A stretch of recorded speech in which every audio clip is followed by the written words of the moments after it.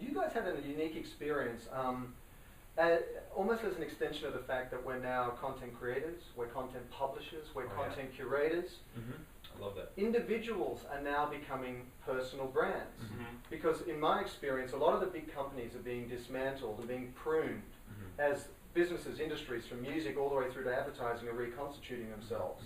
And in the same way, individual brands are rising in prominence because they're all finding their own niche audiences. Now, I know you two guys came out of college, wet behind the ears, no idea what's going on. Yeah. And you've had like, what, 4 years now? Right. Current? Yeah. So what was it like, firstly, like out of the gate, no idea, and you're at the kind of bleeding edge of this new technology? I mean, did you feel... Well, it's been the most amazing thing ever. I mean, we were friends in college, and as you say, we realized quickly the importance of personal branding because, you know, we submitted a short film to Current that was all about our passions and sensibilities at the time. We sent that instead of a resume. We were like, in a way, this is our philosophical brand at the time, even though we weren't aware that that's what we were doing. And they hired us because of that film.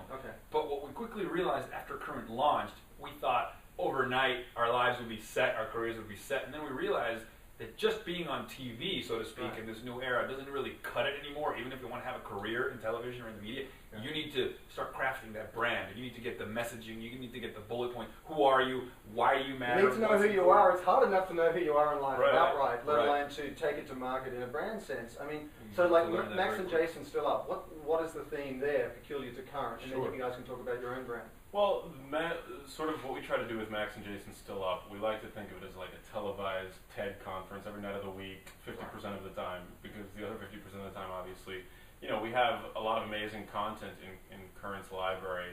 Not all of it sort of appeals to our higher sensibilities, but we do our best to sort of contextualize. Is that a polite way of saying you've got some colorful content? We definitely have colorful content. I mean, it's all super high production value. It's all compelling to a lot of people in our audience, but I mean, we sort of were brought on board because, you know, whether or not it's something that we can immediately grasp, we do our best to sort of package it in a way that is, you know, contextualized, and we do a lot of our own research, and, you know, we package it in a way that's...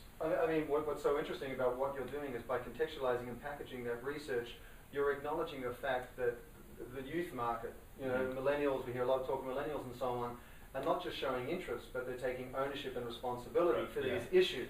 So you're sort of feeding that dynamic, which is going to, over the next 20 years, they're going to be the main drivers of society out there. I think it's 100%. I think it raises the importance of framing to a whole new level. Contextualization and framing is what makes the world make sense to people, because in a universe now where information is ubiquitous, you could drown in it. You could drown in the noise of information. So this is like the rise of the curator, I think, is a big thing now, you know, to borrow that word from the art world, is that the curator is the person with a specific set of sensibilities, barometers of wow, we like to say, and is the person that tries to make sense of this noise and becomes a trust agent, which is another buzzword. And so we like to say that we on television are these curators, we are these trust agents, and that we frame this hour on, you know, on the impact of technology on culture, or on biotechnology, or on medical marijuana, or even on sex and relationships, and we'll say,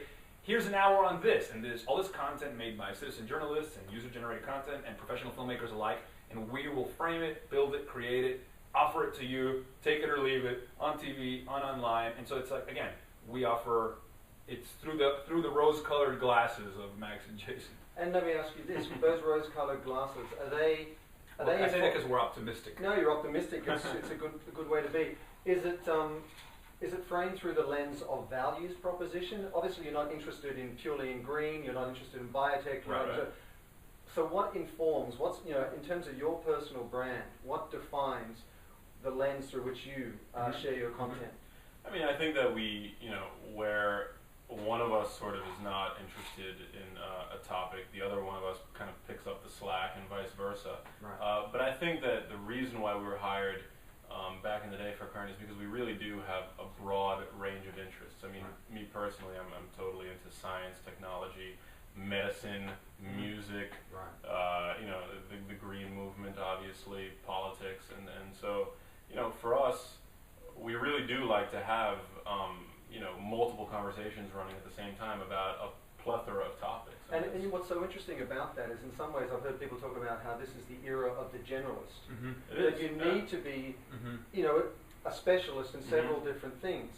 And not just because that's valuable in its own right, but because it's the cross-pollination of ideas where the new ideas are found. Genius. And that's why we're obsessed with the TED conference and their use of juxtaposition in the presentation of their talks. It's like, here's an amazing short film. Yeah. Here's a talk about synthetic biology. Here's a talk about nuclear energy. And here's a talk about like the future of education. And it's in the overlapping ideas that the new patterns are formed. It makes you think outside the box. Well, that's it's associative thinking, which leads to creativity, which is like there was this article a couple of years ago in Wired. It just stayed in my mind. It was called "The Rise of the Right Brain," and how in today's world, as more and more of sort of the left brain stuff becomes automated and taken care of by machines, there's all this room for the right brain. And Pat Kane wrote this book, The Play Ethic, which is about the future of play and imagination in our world, because we can kind of outsource the non-imaginative functions of our lives to machines, and it just leaves room for creativity. Hopefully it is a creative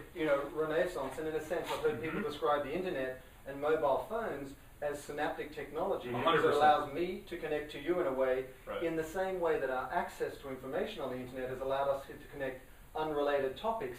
And one of the definitions of creativity I've come across is two otherwise unrelated things coming together to make a third idea. Yes. So really, it's this collective consciousness, this collective creativity and collaboration that hopefully will allow us to create the solutions that we need to these increasingly complex problems, which is also a function of how connected we are.